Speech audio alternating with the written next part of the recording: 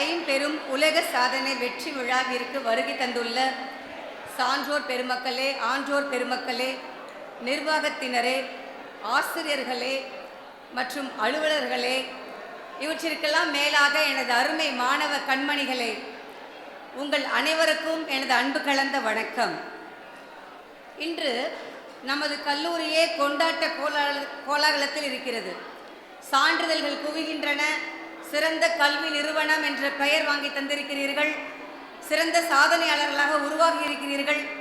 இப்படிப்பட்ட ஒரு சந்தோஷமான சூழல்ல ஒரு கலகத்தை ஏற்படுத்தினா என்னன்னு தோணுச்சு. கலகம் நோனா தப்பா எடுத்துட வேண்டாம். நாரதர் கலகம் நன்மையிலேயே முடியும் என்கின்ற நிலையிலே இன்றைய பட்டிமன்றத்தின் தலைப்பு என்னவென்றால், மாணவ கண்மணிகளே, உங்களை மையமாக வைத்துதான் இந்த மாணவர்களுடைய எதிர்காலம் சிறப்பாக ஒளிவிட வேண்டுமென்றால் அதற்கு அதிமுக்கியம் என்ன? வகுப்பறை பாடங்களா அல்லது இது போன்ற நிகழ்வுகளா? எதில் மாணவர்களுக்கு ஆர்வம் அதிகம் என்று அல்ல. பட்டிமன்றத்தின் தலைப்பை மாணவர்கள் உள்வாங்கிக் கொள்ள வேண்டும். மாணவர்களுக்கு ஆர்வம் எதில் அதிகம் என்று இல்லை. மாணவர்களுடைய எதிர்காலத்தை எது சிறப்பாக வடிவமைப்பது, வகுப்பறை பாடங்களா அல்லது இது போன்ற நிகழ்வுகளா என்பதுதான்.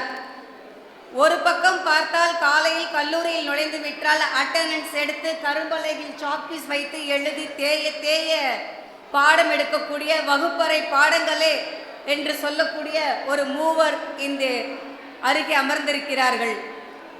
மறுபக்கம் பார்த்தால் புத்தகத்தை பையில் வை, பாட்டிலே கவனம் வை என்று வெளியே வா, வெளி உலகத்தை பார், அனுபவ பாடத்தை கற்றுக்கொள் என்று இது போன்ற நிகழ்வுகளுக்காக ஒரு மூவர் காரணமாக இங்கு வந்து அமர்ந்திருக்கிறார்கள். வகுப்பறையில் தூங்குவது சுகமா, மேடையில் சாதிப்பது சுகமா? வாத்தியார் பேச்சை கேட்பது எதிர்காலமா அல்லது வரலாறு படைப்பது எதிர்காலமா?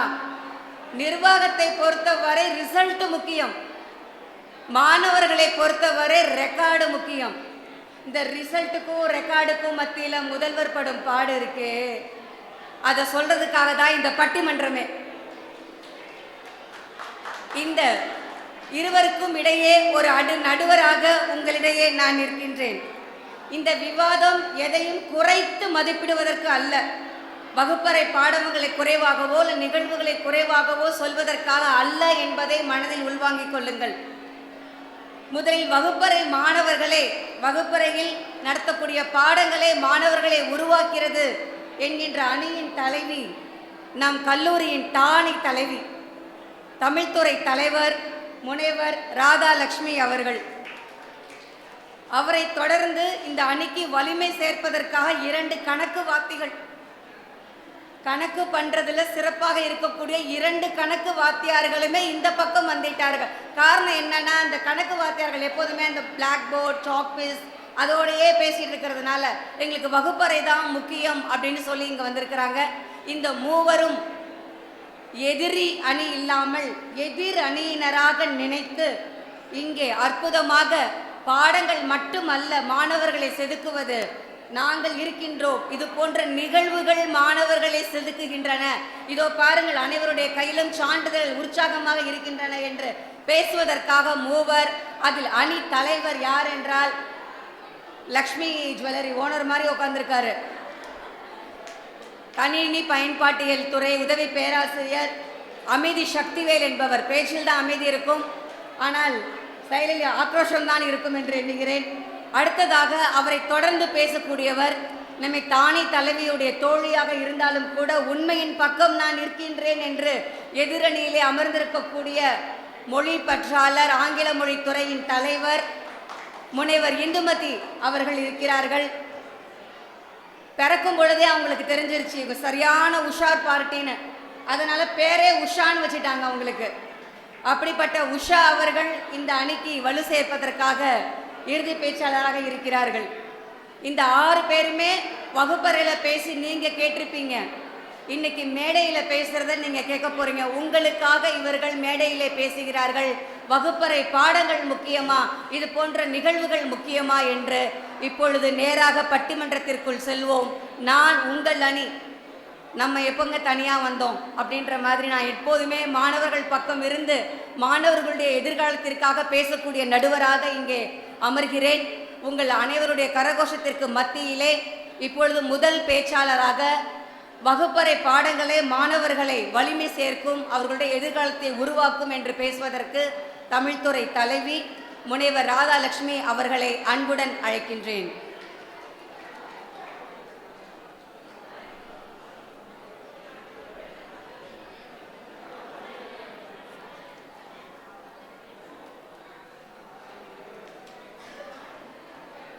முத்தமிழே, உன்னை வணங்குகிறேன். அவையில் கூடியிருக்கும் சான்றோர் பெருமக்களுக்கும் என் அன்பு கனந்த வணக்கங்கள். போற்றுதற்கும் மரியாதைக்குரிய நடுவர் அவர்களே, உங்களுக்கும் வணக்கம். பட்டிமன்ற பேச்சாளர்களே, அருமை நண்பர்களே, உங்களுக்கும் வணக்கம். என்னுடைய எதிரணி நண்பர்கள் இந்த நிகழ்வு தான் இந்த உலகத்தையே ஆட்டிவிப்பது போல வந்து உட்கார்ந்துருக்காங்க பேசுறதுக்காக. அவர்களுக்கெல்லாம் நான் சில உண்மைகளை சொல்ல விரும்புகிறேன். அஸ்திவாரம் இல்லாமல் அந்தஸ்து இல்லை என்பதை அவங்க தெரிஞ்சுக்கணும். அஸ்திவாரம் இல்லாம அந்தஸ்து இல்லை என்பதை அவர்கள் தெரிஞ்சிருக்கணும். நடுவர் அவர்களே, ஒரு மாணவன் சாதனை படைக்கிறான், மகிழ்ச்சி, சந்தோஷம். அந்த சாதனை படைத்த மாணவன் அவனுடைய சான்றிதழில் அவனுடைய பெயர் சரியாக இருக்கிறதா என்பதற்கு அவன் முதல்ல வகுப்பறையில் உட்கார்ந்து ஸ்பெல்லிங் படிக்கணும். அவன் ஸ்பெல்லிங் படிச்சாதான் மற்ற எல்லாமே அடுத்தடுத்த கட்டத்திற்கு போவதற்கு எளிதாக இருக்கும். பாட புத்தகம் இருக்கு பாருங்க, பாட புத்தகம் அது எது மாதிரி நடுவர் அவர்களே? மாணவர்கள்ட்ட தான் கேட்கணும். பாட புத்தகம் என்பது என்ன தெரியுமா? சோறு மாதிரி. ஆனா இந்த நிகழ்வுகள் இருக்கு பாருங்க, அது ஊறுகாய் மாதிரி தொட்டுக்கொள்வது. ஊறுகாயே சோறா நினைச்சா வயிறு என்ன ஆகும் நடுவர் அவர்களே? என்னுடைய எதிரணி நண்பர்கள் இந்த நிகழ்வு தான் பெரிது என்று பேசுறதுக்காக மூவரும் வந்து உட்கார்ந்துருக்காங்க. அதனால தான் நான் சொல்றேன், வகுப்பறையில் உட்கார்ந்து பாடம் நன்றாக கவனித்தால்தான் தேர்வு நல்லா எழுத முடியும். தேர்வு நன்றாக எழுதினாதான் டிகிரியே வாங்க முடியும்.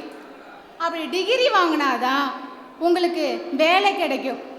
சரி, வேலையே கிடைக்கல, வகுப்பறையில் உட்காந்து கணக்கு தெரிஞ்சுக்கிட்டோம் இல்லையா, அந்த கணக்கை வச்சாவது பெட்டி கடையாவது வச்சு பழிச்சிக்கலாம் இல்லையா? பாடமே தெரியாம வெறும் ஈவெண்ட்டுன்னு நடத்தினா எதிர்காலம் ஓட்ட வேண்டியதானே நடுவர் அவர்களே? எதிரணி நண்பர்களுக்கு நான் அந்த செய்தியை தெரிவிக்கிறேன். இந்த ஓட்டுறது எப்படின்னு அவங்க சொல்லி தருவாங்கம்மா.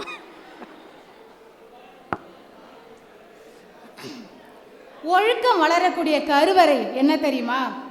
ஒழுக்கம் வளரக்கூடிய கருவறை என்ன தெரியுமா? வகுப்பறை மட்டுமே. வகுப்பறை தான் ஒழுக்கம் வளரக்கூடிய இடம். ஆனா அந்த வகுப்பறை வெறும் பாடம் சொல்லி கொடுக்கிற இடம் மட்டும் கிடையாது, அது ஒரு இராணுவ கட்டுப்பாடு வளரக்கூடிய இடம். சரி, காலையில 10 மணிக்கு கல்லூரிக்கு வருவது, ஆசிரியர் முன்பு அமைதியா அமர்வது, ஆசிரியர் நடத்தக்கூடிய பாடத்துக்கு நோட்ஸ் எடுப்பது, இது போன்று மாணவனை செதுக்குவது எந்த இடம் ஐயா? வகுப்பறை தானே. ஆனா இந்த நிகழ்விற்கு பாருங்க, அங்கே ஒரு கூச்சல், குழப்பம், ஆட்டம், பாட்டம், இதெல்லாம் நிகழ்வு நடந்தா என்ஜாய் மட்டும் தான் பண்ணலாம். ஆனா வகுப்பறையில் என்ன தெரியுமா செய்யலாம்? எவல்யூஷன் நடக்கும். ஒரு மாணவன் வகுப்பறையில் ரவுடியா இல்லாம ஆக்கக்கூடியது என்ன தெரியுமா? வகுப்பறை தான். அந்த வகுப்பறை என்ன தெரியுமா கொடுக்குது? கிராஜுவேஷனாக மாற்றக்கூடிய இடம் எது தெரியுமா? வகுப்பறை மட்டுமே. நடுவர் அவர்களே, கூகுளே தராத ஞானம் என்னன்னு தெரியுமா நடுவர் அவர்களே? கூகுளே தராத ஞானமா? சொல்லுங்கம்மா. கூகுளே தராத ஞானம் என்ன தெரியுமா? குரு, ஆசிரியர், ஆசிரியருடைய ஞானம் தான் கூகுளே தராத ஞானம். அதில் தான் இப்போ எல்லாவற்றுக்குமே ஆன்லைன் வந்துருச்சு, ஆனால் வகுப்பறையில் ஒரு ஆசிரியர் மாணவனை நேருக்கு நேர் பார்த்து நடத்தக்கூடிய பாடம் இருக்கு பாருங்க. இந்த பாடத்திற்கு ஏக ஐயா ஈடு இணை. இதெல்லாம் தெரியாம 3 பேர் வந்து உட்காந்துருக்கீங்க பாருங்க. அனுப்பிடுவோமா? அதனால தான் சொல்றேன், வகுப்பறை என்பது மிக சிறந்தது என்பதை நான் சொல்றேன். ஒரு மாணவன் தவறு செய்தால் அவனை தலையில குட்டு போட்டு திருத்தக்கூடிய இடம் எது தெரியுமா? வகுப்பறை தான். அது ஆனா நிகழ்ச்சி என்ன தெரியுமா? சிரிக்கலாம், புகழலாம், இது எல்லாமே நடக்கும். அதே ஒரு மாணவன் தவறு செய்யும் போது என்னுடைய அடுத்தது வரக்கூடிய நடுவர் பட்டிமன்ற பேச்சாளர் அவர்கள் யார் தெரியுமா? பட்டிமன்ற புயல். எனக்கு அடுத்து வரக்கூடியவர் சொல்றேன், பட்டிமன்ற சுனாமி. அவர் சொல்லுவாரு, கலை நிகழ்ச்சி தான் முக்கியம் என்று பேச்சாளர்களை திசை திருப்புவார். ஆகவே நடுவர் அம்மையார் அவர்களே, நான் திசை திரும்ப மாட்டேம்மா. வெறும் வேடிக்கை வினோதங்கள் எதிர்காலத்தை செதுக்காது. வகுப்பறை அமைதியும் ஆசிரியர் பாடம் நடத்தக்கூடிய முறையும் தான் ஒரு மாணவனை செதுக்கும் சிற்பி. ஆகவே நடுவர் அம்மையார் அவர்களே, வகுப்பறை பாடங்களே என்று நல்ல தீர்ப்பு வழங்குமாறு அன்போடு தெரிவித்து வாய்ப்பளித்தமைக்கு நன்றி கூறி விடைபெறுகிறேன். நன்றி, வணக்கம். சிறப்புமா, சிறப்பு. இப்பயே தீர்ப்பு சொல்லிட்டா அப்புறம் 5 பேர் பேசணும் இல்லையா? நீங்கள் பேசிட்டீங்க, 5 பேர் பேசணும். நல்ல புயல் மாதிரி அவங்க வந்து பேசிட்டாங்க. சாப்பாட்டு நேரத்தில் சாப்பாடு, ஊறுகாலாம் நினைவுபடுத்துகிறாங்க. சோறு முக்கியம்தான் இல்லையா? ஆனால் அந்த சோறு சுவையாக இருக்கிறதுக்கு ஊறுகாய் முக்கியம். அது மாதிரி தான் அவங்க, நாங்கள் சோறு மாதிரி எது முக்கியம் உங்களுக்கு இதிலே தெரிஞ்சிடும் நடுவர்களே அப்படின்னு சொல்லியிருக்காங்க. அது மட்டுமல்லாமல் இந்த வகுப்பறையெல்லாம் கருவறை மாதிரி அப்படின்னு சொல்கிறாங்க. இந்த வகுப்பறையை கருவறையாகவே வைத்திருப்பதா இல்லை வெளியில் வந்து பாருங்க அப்படின்னு இவங்க சொல்வதா அப்படின்றத நம்ம இப்போ தெரிஞ்சுக்குவோம். அது மட்டும் இல்லாமல் அவர்கள் நிறைய கருத்துக்களை எடுத்து அழகழகாக சொல்லியிருக்காங்க. நீங்கள் வந்து வகுப்பறை வெளியில் போனால் ரவுடியாக கூட ஆவீங்க, ஆனால் கிளாஸில் இருந்தீங்கன்னா நீங்கள் கிராஜுவேட்டர் ஆகுவீங்க அப்படின்னு சொல்லியிருக்காங்க. நல்லா எழுத படிக்கிறதுக்கு சிறப்பாக தெரிஞ்ச இடம் வகுப்பறைன்னு சொல்லியிருக்காங்க. நிறைய கருத்துக்களை அள்ளி வீசியிருக்காங்க. ஆனால் இவர்கள் தான் இன்றைய நிகழ்ச்சியுடைய கலை நிகழ்ச்சியுடைய ஏற்பாட்டாளர் அப்படின்றதையும் இந்த அவைக்கு நான் தெரிவித்து கொண்டு, இவர்களை சமாளிப்பதற்கு அவரே சொல்லிட்டாங்க புயல் வரப்போகுது அப்படின்ட்டு. இந்த புயல் எவ்வாறு சமாளிக்கிறது என்பதை பார்க்கின்றோம். வாருங்கள் ஊறுகாய் அவர்களே. இல்லை அவர்கள் சொன்ன மாதிரி ஊறுகான்னு சொல்லிட்டோம். இந்த போன்ற நிகழ்வுகள் தான் மாணவர்களுக்கு மகிழ்ச்சியை மட்டுமல்ல எதிர்காலத்தையும் செதுக்குகிறது என்பதை பேசுவதற்காக உங்கள் முன் உங்கள் அன்பு ஆசிரியர் அமைதி சக்திவேல் அவர்களை அழைக்கின்றோம். இங்கு கூடியிருக்கும் அனைவருக்கும் என் முதற்கண் வணக்கம். நடுவர் அவர்களுக்கும் என் முதற்கண் வணக்கம். இதுக்கு முன்னாடி பேசின எதிரணி அம்மா சொன்னாங்க, நாங்கள் தான் சோறு, வகுப்பறையில் தான் சோறு, நாங்கள் ஊறுகாய் அப்படின்னு சொன்னாங்க எதிரணியை. அதாவது இவங்க சோறாம், எதிரணி ஊறுகாயாம். வெறும் சோத்தை தின்னா என்ன ஆகும்னு நினைக்கிறீங்க? அஜீரண கோளாறு உருவாயிடும். இந்த அம்மா ஆந்திரா பக்கம் போகலன்னு நினைக்கிறேன். ஆந்திராவில் கோங்கரா ஊறுகான்னு ஒன்று இருக்குது. அதை போட்டு சாப்பிட்டா அவ்வளோ டேஸ்ட்டாக இருக்கும், ஈஸியாக டைஜஷன் ஆகும். அப்போது ஒரு வகுப்பறையில் எவ்வளோ சோறு முக்கியமோ அதே அளவுக்கு ஊறுகாயும் முக்கியம். அடுத்தது இன்னொன்று சொன்னாங்க. என்ன சொன்னாங்க? அஸ்திவாரம் ஒரு வகுப்பறையில் தான் கிடைக்குது அப்படின்னு சொன்னாங்க. அஸ்திவாரத்துக்கு ஒரு உதாரணம் சொன்னாங்க. பையனுக்கு ஸ்பெல்லிங் தெரியாது, நீங்கள் 1ஆவதுலேருந்து 5ஆவது வரைக்குமோ இல்லை டிகிரி வரைக்குமோ படிக்க வைக்கிறீங்க இல்லையா? இந்த படிப்பை ஆட்டோமேட்டிக்காக என்ன பண்ணிடுது, கூகுளும் ஏஐயும் 2 நிமிஷம் அவன் வாயால் பேசினானாலே உனக்கு இதாண்டா ஸ்பெல்லிங் அப்படின்னு சொல்லி கொடுத்துடுது. அடுத்ததாக இன்னொன்று சொன்னாங்க. என்ன சொன்னாங்க? உங்கள் கலைகளை வச்சுக்கிட்டு ஈதான் ஓட்டலாம் அப்படின்னு சொன்னாங்க. நான் சொல்கிறதுக்கு முன்னாடி நடுவரை சொல்லிட்டாங்க, இத்தனை ப்ரோக்ராமுக்கும் யார்? இவங்க தான் ஆர்கனைசர். அப்போ இவங்க ஓட்டிக்கிட்டு இருக்காங்களா நடுவர் அவர்களே?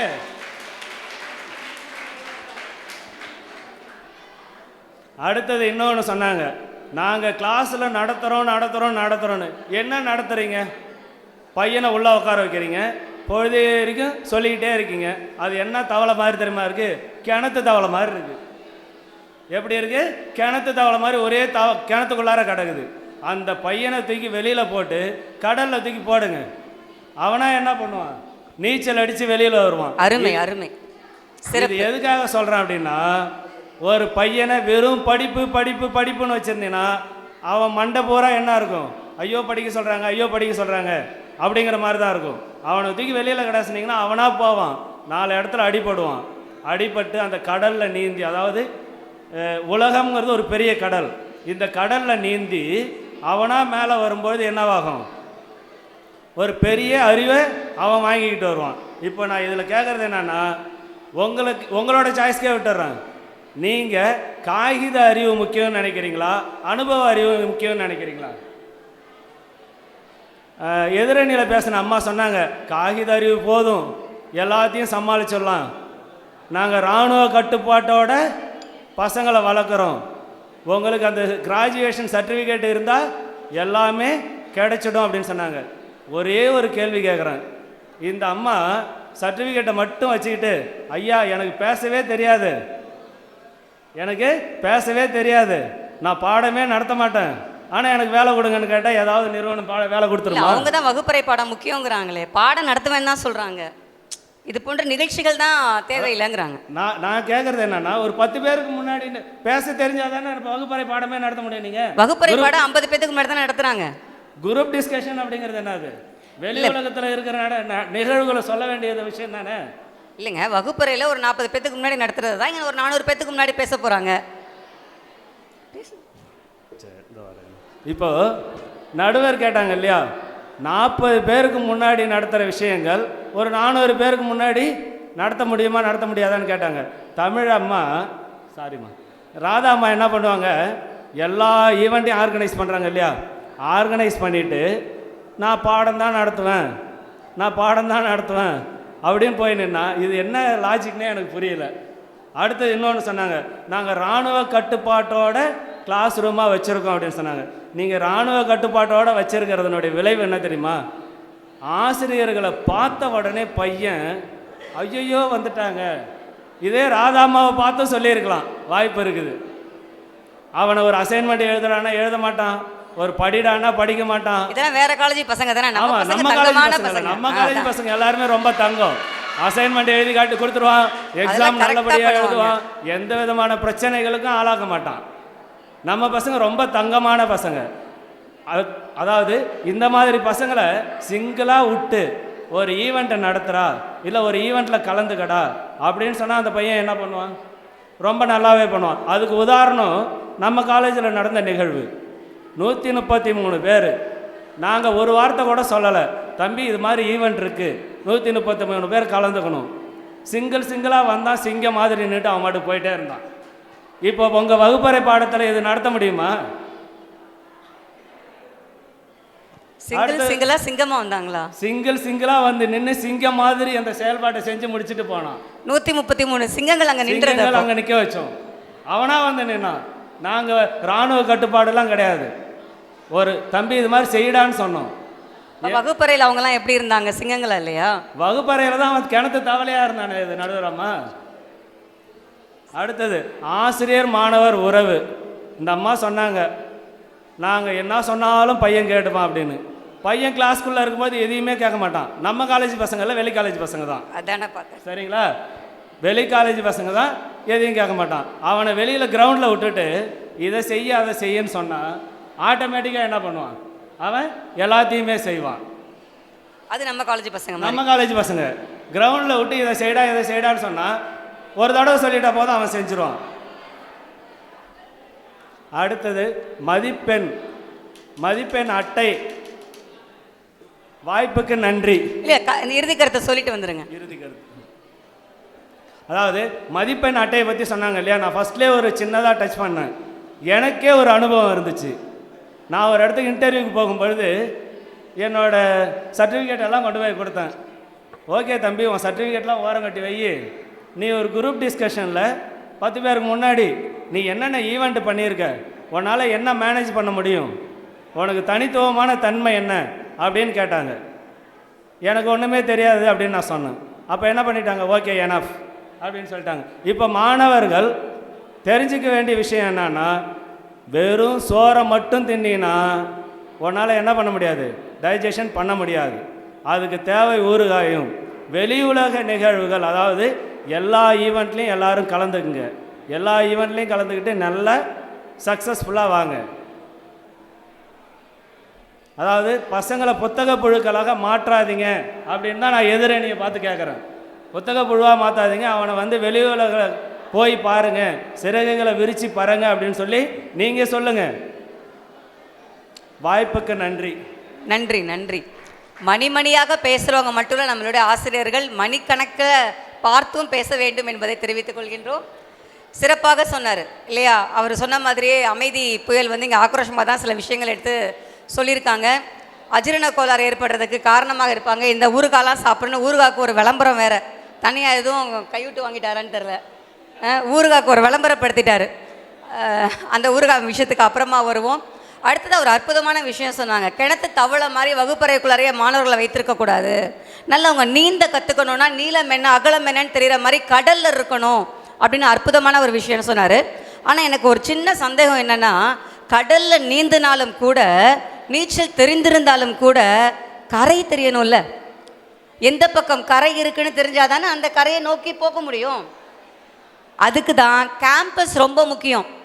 கடலில் கரை எதுன்னு பார்த்து செல்வதற்கு கேம்பஸ் எப்படி முக்கியமோ அது மாதிரி கேம்பஸை வைத்து பாடம் நடத்தக்கூடிய கணக்கு வாத்தியார் சொல்ல வருகிறார், வகுப்பறையே முக்கியம் என்று சொல்வதற்கு முன்னாடியே பாருங்க, சீறி பாய்ந்து வருகிறார் நம்மளுடைய சிங்கம் ஒருத்தர், மாரிமுத்து அவர்கள். அவர் மாணவர் தோழன் மாரிமுத்து என்று அழைத்துக் கொள்வதற்கு பெருமைப்படக்கூடியவர்.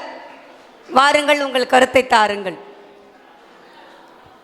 பேரன்பு கொண்ட பெண்பார் புலவர், தங்கமகள், சிங்கப்பெண் எங்கள் நடுவர் மற்றும் கல்வி நிர்வாக குழு தலைவர் செயலாளர் அவர்களுக்கும் வந்திருக்கும் விருந்தினர் அவர்களுக்கும் என் முதற்கண் வணக்கம். எதிரணியினர் சொன்னார் தவளை, கிணற்று தவளை என்று. தவளைக்கு மண்டூகம் என்று ஒரு பெயர் உண்டு. ரிஷிகள் அமுதம் கடைந்து வைத்துவிட்டு நீராட சென்றார்கள். அப்பொழுது ஒரு நச்சு பாம்பு வந்து அதிலே விஷத்தை கக்கிவிட்டது. இந்த மண்டூகம் அதை பார்த்து அவர்கள் இறந்து விடுவார்கள் என்று எண்ணி அதிலே அந்த அமுதத்தில் விழுந்து இறந்து விட்டது. அந்த மாதிரி ஒரு நச்சுகளை நல்லவர்களாக உருவாக்குவதற்குத்தான் மண்டூகம், கிணற்று தவளை அல்ல.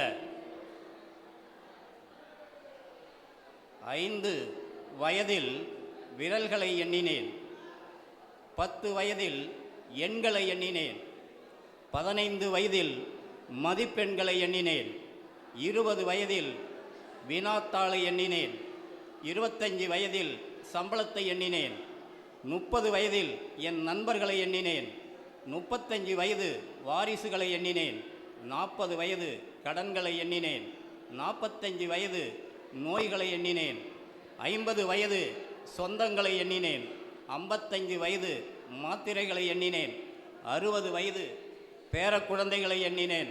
அதன் பின் என் வயதை எண்ணினேன், தனக்காக அழும் உள்ளங்களை எண்ணினேன். மேலும் இதனுடன் என்னுடன் இருந்தது என் கணிதம் மட்டும்தான். படிப்பு அறிவு தான் என் கூடவே இருந்தது என்று அவர்களுக்கு நான் எடுத்துரைக்கின்றேன். 60 வயசுன்னு தெரிஞ்சு போச்சு. இப்போ அலைகடல் கணக்கு வாத்தியார் வந்து கவிதையை சொல்றீங்க. அலைகடல் சிங்கம் என்றெல்லாம் வர்ணித்தார். ஸ்பெல்லிங், ஒரு வார்த்தையில் ஒரு எழுத்து இல்லை என்றால் அதன் அர்த்தமே மாறிவிடும்.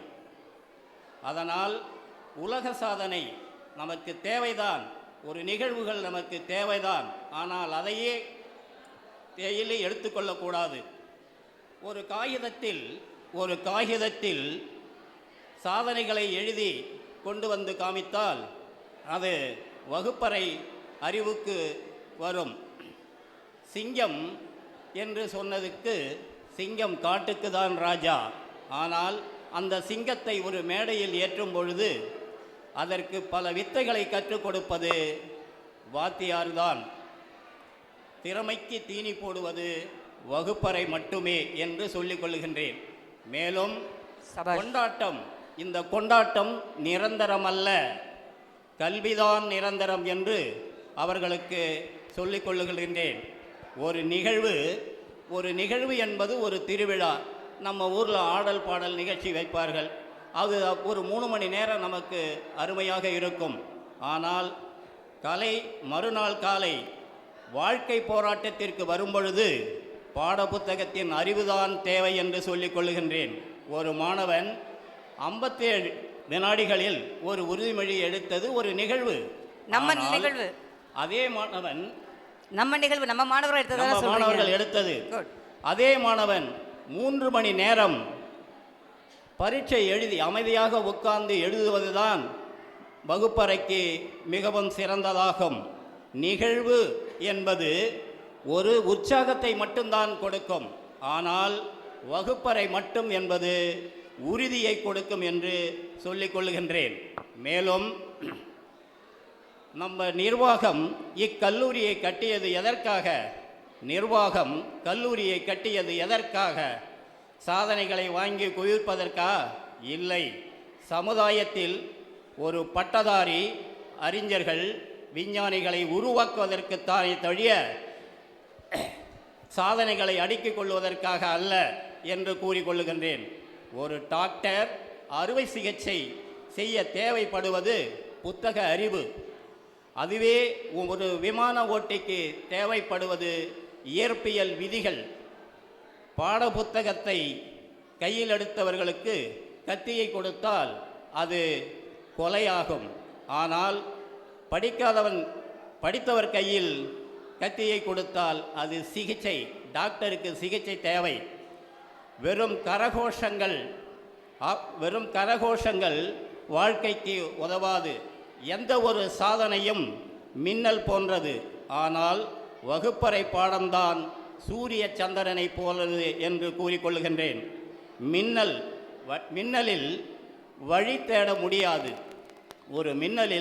வழி தேட முடியாது. ஆனால் சூரிய சந்திரனில் பயணம் செய்ய முடியும்.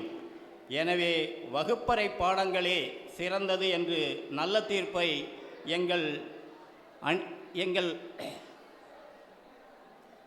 எங்கள் நடுவர் அவர்கள் வழங்குவார் என்று கூறி விடைபெறுகின்றேன். நன்றி, வணக்கம். சிறப்பு. உண்மையாலுமே நல்ல நல்ல கருத்துக்கள் எல்லாம் எடுத்து சொல்லியிருக்காங்க. கத்தி டாக்டருடைய கையில் இருந்தால் அறுவை சிகிச்சைக்கு பயன்படும், அதுவே மற்றொருவர் கையில் இருந்தால் எதற்கு பயன்படுத்தணுன்றது தெரியாதுன்னு சொன்னாங்க. அதே மாதிரி பைலட்டுக்கு இயற்பியல் விதி தெரிஞ்சிருக்கணும்னு சொன்னாங்க. என்னை பொறுத்த வரைக்கும் இயற்பியல் விதி தெரிஞ்சிருந்தாலும் தன்னம்பிக்கை முக்கியம் இல்லையா? நீங்கள் காலேஜ் பஸ்ஸில் தானே சார் போகிறீங்க? நம்மளுடைய வண்டி ஓட்டுநர் இங்கே தான் இருக்காரா? அவர்கிட்ட எனக்கு நல்லா வண்டி ஓட்டுவேன், கிட்டத்தட்ட 10-15 வருஷமாக நான் கல்லூரியில் வண்டி ஓட்டிகிட்டு இருக்கிறேன், நல்லா தெரியும், ஆனால் இன்றைக்கி கொஞ்சம் தன்னம்பிக்கை குறைவாக இருக்குது, கொஞ்சம் பயமாக இருக்குன்னா நீங்கள் வண்டியில் போவீங்களா? அன்றைக்கி இத்தனை நாள் தெரிஞ்சவர், நல்லா வண்டி ஓட்டுவார்னு தெரிஞ்சவர், இன்றைக்கி எனக்கு நம்பிக்கை எதுவும் இல்லை, எப்படி ஓட்ட போகிறோன்னே தெரியலை அப்படின்னா நீங்கள் பஸ்ஸில் ஏறதுக்கே பயப்படுவீங்க. அப்படி தெரியாத பைலட்டு ஒருத்தர் எப்படி ஓட்டுறது மட்டும் கற்றுட்டு வந்திருந்தார். அவருக்கு தன்னம்பிக்கை இல்லைன்னா எப்படி அந்த விமானத்தை ஓட்டுவார்? எப்படி நம்ம நம்பிக்கையோடு பயணிக்க முடியும்? என்னதான் இயற்பியல் விதி தெரிந்திருந்தாலும் அந்த தன்னம்பிக்கைன்றது ரொம்ப ரொம்ப ரொம்ப ரொம்ப முக்கியம். அந்த தன்னம்பிக்கைக்காக தான் இத்தனை விஷயங்களையும் நம்ம செஞ்சுக்கிட்டு இருக்கோம் அப்படின்றதும் தெரிஞ்சுக்கணும். கத்தி உண்மையாலுமே யார் கையில் இருக்கிறது என்பதை அந்த கத்தியை வைத்திருக்கக்கூடியவன் தீர்மானிக்க வேண்டும் என்றால் அவனை வகுப்பறை சிறப்பாக செதுக்கி இருக்க வேண்டும் என்பதுதான் அவர் சொல்லியிருக்கக்கூடிய கருத்து. ரொம்ப சிறப்பு. அவர் விமானம் பற்றிலாம் சொல்லிட்டாரு. அந்த விமானம் வகுப்பறைக்குள் முடங்கி இருக்க வேண்டுமா அல்லது அதனுடைய இறக்கையை விரித்து சிறகடித்து வானில் பறக்க வேண்டுமா என்பதை கூறுவதற்காக ஆங்கிலத்துறை தலைவி இந்துமதி அவர்களை அன்புடன் அழைக்கின்றோம். விமானம்லாம் சொல்லிட்டு பறக்காமல் இருந்தால் எப்படி? கண்டிப்பாக விமானம் பறக்க வேண்டும், வெளியுலகத்திற்கு வர வேண்டும், இது போன்ற நிகழ்வுகள் வேண்டும் என்று கூறுவதற்காக வந்திருக்கக்கூடிய இந்துமதி அவர்களை வாழ்த்தி பேசுமாறு கேட்டுக்கொள்கின்றேன். அவையோர் அனைவருக்கும் என் மனமார்ந்த வணக்கம். நடுவரம் அவங்க உங்களையும் நான் வணங்கி என்னோட வாதத்தை ஆரம்பிக்கிறேன். வணக்கம்மா. வணக்கம்மா. எனக்கு முன்னாடி பேச வந்த எதிரணி தலைவர்கள்லாம் பேசினாங்க, சூரியனை பேசினாங்க, சந்திரனை பேசினாங்க, அது மட்டும் இல்லாமல் அஸ்திவாரம்லாம் பேசினாங்க. எல்லாம் பேச வேண்டியதுதான். ஆனால் இவங்க எல்லாம் பண்ணுறது என்ன? 4 சவுத்துக்குள்ளே இருக்கிற வகுப்பறையில் இருந்துக்கிட்டு அந்த சூரியனை பார்த்து படிக்கிறது தான் அவங்களோட வேலையாக இருக்குது. ஆனால் நாங்கள் என்ன சொல்லித்தரோம் தெரியுமா? அந்த சூரியனை நோக்கி சிறகடிச்சு பறக்கிற அந்த தன்னம்பிக்கையை நாங்கள் இந்த நிகழ்வுகள் மூலமாக பசங்களுக்கு சொல்லித்தரோம். சரிங்களா? அதே மாதிரி எங்கள் ஐயா சொன்னார், டாக்டர் நல்லா படிக்கிறாங்க, நல்லா பண்ணுறாங்க அப்படின்ற மாதிரிலாம் சொன்னாங்க. அதுக்கு அறிவு மட்டுமே போதுன்ற விஷயத்தையும் அவர் சொன்னார் இல்லைங்களா? ஆனால் அந்த அறிவு மட்டுமே அந்த டாக்டரை சிறந்த டாக்டராக்க முடியாது. அவர் நல்லா படித்திருக்கலாம், கோல்டு மெடல் வாங்கியிருக்கலாம், ஃபர்ஸ்ட் கிளாஸில் அவங்க மார்க் கூட வாங்கியிருக்கலாம். பட் அவங்களுக்கு ஒரு நோயாளிகிட்ட எப்படி பேசணும், அவங்கள்ட்ட எப்படி அந்த அறுவை சிகிச்சைக்கான முறைகளை பயன்படுத்தணுன்றது தெரியாமல் போயிடுச்சு அப்படின்னா அவங்க அந்த அறிவு கற்று எந்த பயனும் இல்லையே. 1000 பேர்த்த கொண்டாதானம் அரை வைத்தியம். இருந்தாலும் ப்ராக்டிஸ் வேணும்ல மேடம். ப்ராக்டிஸ் இல்லாமல் நான் முதல்ல டாக்டர்னு சொல்ல முடியுமா? இல்லை, அது அவருக்காக சொல்கிறேன். அவருக்காக தான் சொல்கிறேன். அவருக்கு தான் நானும் சொல்கிறேன். கற்று வைத்திருக்கக்கூடிய டாக்டராக இருந்தாலும் அவருக்கு வந்து அந்த ப்ராக்டிஸ் ரொம்ப முக்கியம். அந்த ப்ராக்டிஸ் தரக்கூடியது எது? ப்ராக்டிக்கல் தானே. கண்டிப்பாக. அதே மாதிரி விமானம் ஓட்டுறது நாங்கள் படித்த புத்தகத்துலேருந்து கிடைக்கிற அந்த அறிவு மட்டும் போதும் அப்படின்றாரு. விமானம் ஓட்டுற புத்தகத்தை படித்து கிளாஸ் ரூமில் உட்காந்து விமானம் ஓட்ட போகிறாரு. வானத்தை நோக்கி பறக்கணும்ல, கரெக்டாக லேண்ட் ஆகணும், கரெக்டாக பறக்கணும், அதே மாதிரி லேண்ட் ஆகணும் இல்லையா? ஸோ அதற்கான திறமெல்லாம் உங்களுக்கு எப்படி வரும்? த்ரூ த ப்ராக்டிஸ் மூலமாக தான் அது எல்லாமே உங்களுக்கு கிடைக்கும் இல்லையா? ஸோ அதனால் எங்கள் மாணவர்கள் எல்லாத்தையும் ஒரு ரூமில் அடைச்சி வைக்காமல் திறந்து வலையில் பறக்கணும் அப்படின்னா இது போன்ற நிகழ்வுகள் தான் உங்களுக்கு முக்கியமாக தேவைன்றதை நாங்கள் ஆணித்தரமாக நான் சொல்கிறேன். அது மட்டும் இல்லாமல் ஒரு நிர்வாகத்தோட பெருமை எதில் இருக்குது அப்படின்னா 100% ரிசல்ட்டில் மட்டும் கிடையாது இல்லைங்களா? ஸோ உயர்ந்த கட்டடங்கள் இருக்குது, நவீன அதிநவீன ஆய்வகங்கள் இருக்குது, அதில் மட்டுமே அவங்களோட பெருமை கிடையாது. 133 மாணவர்கள் ஒரு சேர ஒரு மேடையாக வந்து நின்னாங்க. 57 மாணவர்கள் 57 நிமிஷத்தில் தன்னோட உறுதிமொழியெல்லாம் அழகாக சொன்னாங்க. 29 மாணவர்கள் அழகாக ஒரு நிமிஷத்தில் 10 குறளை அம்சமாக சொல்லிட்டு போனாங்க. இந்த திறமெல்லாம் எப்படி கிடைக்கும் மாணவனுக்கு? ஒரு நிமிஷம் அவன் இந்த மேடையில் வந்து நின்று அந்த ஃபியர் அவன்கிட்ட இருந்து போக்கணும். அப்படின்னா இது போன்ற நிகழ்வுகள் நிறைய அவனுக்கு கிடைக்கணும். அந்த வாய்ப்பு கிடைச்சா மட்டும்தான் அவன்கிட்ட இருக்கிற பயத்தை போக்கி அவன் முன்னாடி வந்து நிற்க முடியும் இல்லைங்களா? ஸோ இது எல்லாமே தான் என்னவா இருக்குது, ஒரு நிர்வாகத்துக்கு ஒரு பெருமையாக வந்து நிற்குது.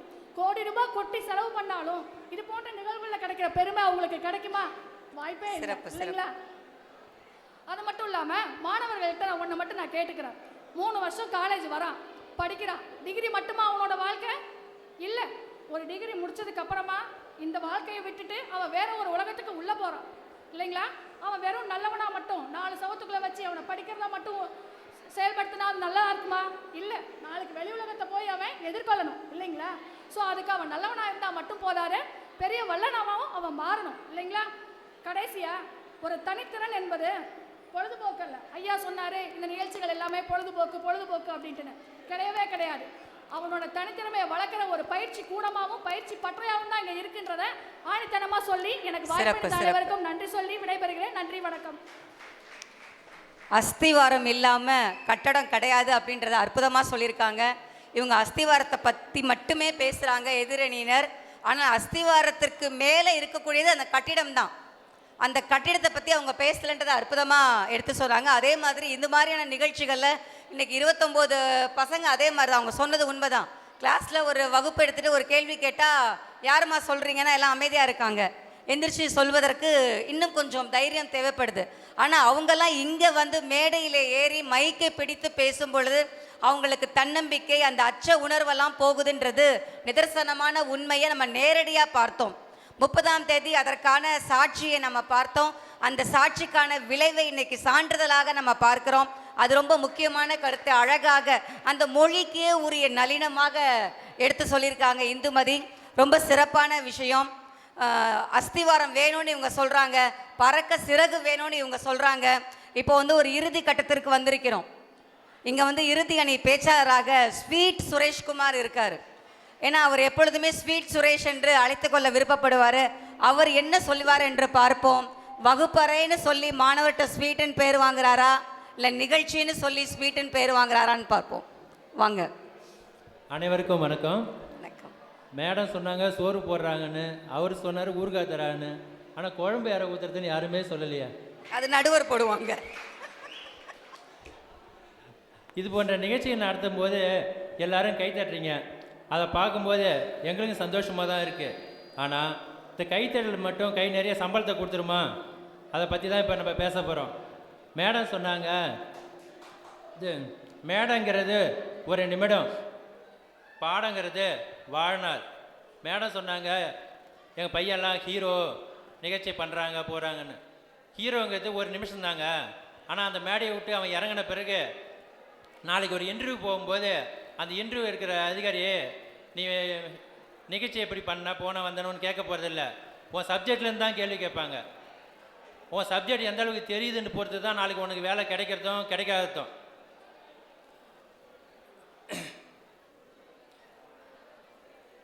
வகுப்பறை என்பது ஆழத்தை தருகிறது, நிகழ்ச்சி என்பது அகலத்தை தருகிறது. ஆழம் இல்லாத கிணறு எவ்வளோ அகலமாக இருந்தாலும் அதில் நீர் சுரக்காது. நம்ம பிரதீப் ரங்கராஜன் நடித்த டிராகன் படம் நீங்கள்லாம் பார்த்துருப்பீங்க. அதில் 38 அரியர் வச்சுட்டு காலேஜில் ஜாலியாக சுற்றிட்டு டிகிரி முடிக்காமலே வெளியில் போயிட்டு வேலைக்கும் போயிடுவார். ஆனால் ஒரு கட்டத்தில் பார்த்தீங்கன்னா அவர்கிட்ட டிகிரி இல்லை. கடைசியில் வேலையை விட்டுட்டு எங்கே வருவார்? திரும்ப அதே காலேஜுக்கு தாங்க வரணும் படிக்க. அப்போ அவன் கூட இருந்த பொண்ணு படித்து அவனுக்கே டீச்சர் ஆகிடும். அப்போ படிப்பு தாங்க நமக்கு முக்கியம். நண்பர் சொன்னார், நாங்கள் யாருமே சொல்லாமல் பசங்க எல்லாம் ஒழுக்கமாக வந்து நின்னாங்க போனாங்கன்னு. இங்கே மேடையில் வந்து ஒழுக்கமாக இருக்கிறதுல எந்த ஒரு பிரயோஜனமும் இல்லை. வகுப்பறையில் அவன் எப்படி நடந்துக்கிறான்? நம்ம நிர்வாகம் என்ன எதிர்பார்க்குது? விளம்பரத்துக்காக காட்டும் ஒழுக்கத்தை கிடையாது. அவன் அந்த ஒழுக்கம் ரத்தத்திலே ஊறிக்கிறன்னு தான் நிர்வாகம் விரும்புது. வகுப்பறையில் வருடம் முழுவதும் வகுப்பறையில் அந்த பையன் எப்படி நடந்துக்கிறான், ஆசிரியர்கிட்ட எப்படி மரியாதை நடந்துக்கிறான், எப்படி படிக்கிறான் அப்படிங்கிறது தாங்க அது ஒழுக்கம் இருக்குது. நடுவர் அவர்களே, நமது நிர்வாகம் பல கோடி செலவு பண்ணி இந்த காலேஜ் கட்டணத்து மாணவர்களை சாதனையாளர் ஆக்கி உலகுக்கு படம் காட்டுறதுக்கு இல்லை, அவனுக்கு பட்டம் வாங்கி அந்த பட்டத்தின் மூலமாக அவன் குடும்ப வறுமையை ஒழிக்கணும் அப்படின்றதுக்காக தான்.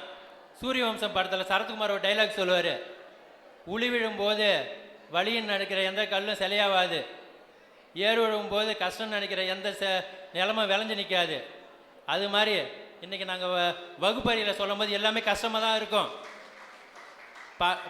பரீட்சை டெஸ்ட்டு எழுது, அசைன்மெண்ட் எழுது, எக்ஸாம் எழுது, எல்லாமே உங்களுக்கு கஷ்டமாக தான் இருக்கும். ஆனால் நாளைக்கு அதுதான் உன்னை வாழ்க்கையில் காப்பாற்றும். இறுதியாக ஒன்று, மேடம் சொன்னாங்க நாங்கள் மின்னலை பிடிச்சிருக்கோம், சாதிச்சிட்டோம் அப்படிலாம் சொன்னீங்க. மின்னலை பிடிச்சி எந்த ஒரு பயனும் இல்லைங்க. அதை வச்சு மிக்சியோ கிரைண்டரோ லைட்டோ எரிய வைக்க முடியுமா? எதுவும் முடியாது. ஆனால் நாங்கள் வகுப்பறையில் அந்த மின்னலை எப்படி மின்சாரமாக பயன்படுத்தி நமக்கு வாழ்க்கைக்கு எப்படி உதவுங்க நாங்கள் வகுப்பறையில் தாங்க சொல்லித்தரோம். இந்த இடத்துல எனக்கு ஒரு விஷயம் சொல்லணும்னு தோணுது. சொல்லுங்கம்மா. வகுப்பறையில் அவங்க சொல்லி கொடுத்துருவாங்களாம் எப்படி மின்னலை பிடித்து அதை ஒரு மின்சாரமாக மாற்றுவது அப்படின்றதெல்லாம். ஆனால் அது மாதிரி தான் ஒருத்தர் வந்து கற்றுக்கிட்டு போனார். எப்படி விண்வெளியில் முதல்ல காலடி எடுத்து வைக்கணும் அப்படின்றதெல்லாம் கற்றுக்கொண்டு விண்வெளியெல்லாம் கரைச்சி குடிச்சிட்டு ஒருத்தர் போனார். அவர் யாருன்னு தெரியுங்களா? நிலவில் முதல்ல காலடி எடுத்து வைத்தவர் இல்லையே, அவர் இல்லையே, நீல் ஆம்ஸ்ட்ராங் இல்லை. கற்றுக்கொண்டு போனவர் யார் என்று கேட்கிறேன். நிலவில் முதலில் காலடி எடுத்து வைக்க வேண்டும் என்பதற்காக பயிற்சி எடுத்துக்கொண்டு நிலவிற்கு சென்றவர் யார்? நீல் ஆம்ஸ்ட்ராங் இல்லை, ஆல்வின் எட்ரின்றவர் தான் உட்காந்து படிச்சுக்கிட்டு போனவர். ஆனால் அந்த இடத்துல போய் கீழே இருந்து அனௌன்ஸ்மெண்ட் வருது, நம்மளுடைய நிலவு போய் கால் விழிச்சாச்சு, இப்போது ரெடியாக இருங்க, ஆல்வின் எட்ரின் நீங்கள் உங்கள் கால் எடுத்து கீழே வைங்க அப்படின்னு சொல்லும் பொழுது ஆல்வின் எட்ரினுக்கு படபடப்பு. அது வரைக்கும் கற்றுக்கிட்டதெல்லாம் வேலைக்கு நடக்கலை, என்ன பண்ணுறதுன்னு தெரில. அனௌன்ஸ்மெண்ட் வந்துக்கிட்டே இருக்குது, கால் எடுத்து வைக்கலாம் அப்படின்ட்டு. ஆனால் அவர் எடுத்து வைக்கல, பயம். உடனே தன்னுடைய அசிஸ்டண்ட்டை பார்த்து சொல்கிறாரு. யார் அந்த அசிஸ்டண்ட்டு? Neil Armstrong. அப்பா நீ எடுத்து காலடி வைப்பான்ட்டு. எதை பற்றி யோசிக்கல, தன்னம்பிக்கையோட நம்பிக்கையோட காலடி எடுத்து வச்சாப்புல. கொஞ்சம் கூட பயம் இல்லை. இன்னைக்கு வரைக்கும் வரலாற்றில் நீல் ஆம்ஸ்ட்ராங் பேர் தான் இருக்கு, ஆல்வின் லிட்டரின் பேர் தெரியல. அதனால் நான் உங்களுக்கு ஆப்போசிட்டாலாம் பேசலை. வகுப்பறையில் படிச்சிருந்தா மட்டும் போதாது, அதை எப்படி பிரயோகப்படுத்தணும் அப்படின்ற நீல் ஆம்ஸ்ட்ராங் மாரியுடைய பயிற்சியும் அனுபவமும் தன்னம்பிக்கையும் வேணும்னு சொல்ல வரோம், வேற ஒன்றும் இல்லை. உங்கள் மூலமாக ஒரு கருத்து சொல்ல எனக்கு வாய்ப்பு கிடைச்சது, நன்றி. கண்டிப்பாக. இன்னைக்கு நீங்கள் வாங்கியிருக்க சர்டிஃபிகேட் உங்களுக்கு எக்ஸ்ட்ரா ஒரு போனஸ் சர்டிஃபிகேட் மாதிரி தான். ஆனால் நாளைக்கு நீங்கள் வாங்க போகிற டிகிரி சர்டிஃபிகேட் தான் உன் வாழ்க்கையே மாற்றும். சூப்பர். சரிங்களா? இந்த ஆவேசம் எல்லாம் ஒரு நாள் கூத்து. அறிவு தான் உன் வாழ்நாள் சொத்து.